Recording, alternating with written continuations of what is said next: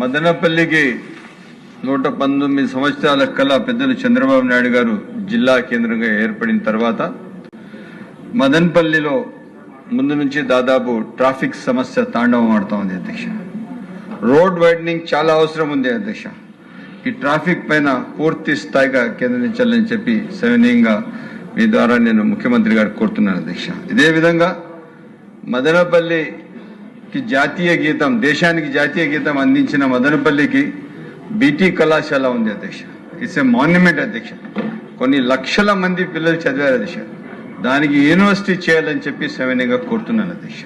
ఇక సేమ్ టైంలో Madanapalle SS tanks ఉన్నాయి. ఇప్పుడు ఏదైతే ఎలినో వలన మనం చాలా కష్టపడుతున్నాం.